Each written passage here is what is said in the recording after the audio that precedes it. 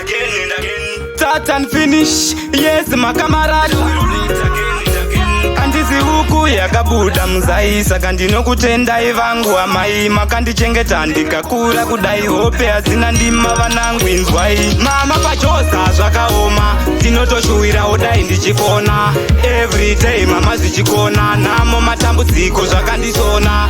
Mama pachosa zvakaoma, tinotoshuwira odai ndichikona.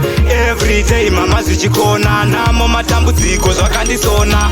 Mama zvimwe munogunun'una, mumoyo menyu dai mandisunungura. Izuva rimwe Mwari pavachapindira, zvishuwo zvangu mama zvichabudirira. Ipapo muchaziva ndaishuwa high life, takagara muchidyawo fork and knife. Ndine mari hope asi kwete ina strife, tichifara tichipemberera kaupenyu nice. Mama kuno zvakaoma, tinotoshuwira odai ndichikona.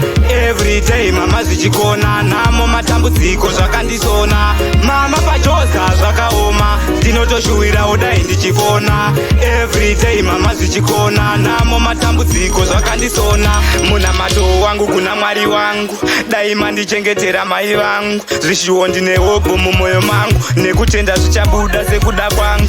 Mama munoziva ndiri mwana wenyu, mukutadza mukugona ningori wenyu. Saka mundibvise mumoyo menyu, makatakura 9 months mudumbu menyu. Handizi huku yakabuda muzai, saka ndinokutendai vangu amai, makandichengeta ndikakura kudai, hope hazina ndima vanangu inzwai. Mama kuno zvakaoma, tinotoshuwira odai ndichikona.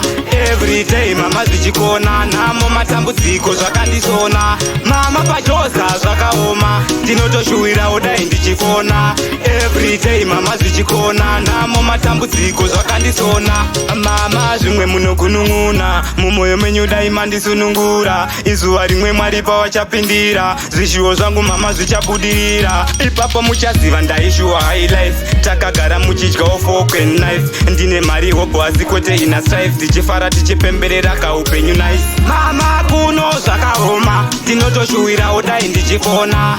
Every day mama zvichikona, namo matambudziko zvakandisona. Mama pachosa zvakaoma, tinotoshuwira odai ndichikona. Yo, big up JT pamushini, yo babaro pa, big up Kunta Kinde waya se maluve mi breda, big up Ras Fortune representing my camarada to the fullest.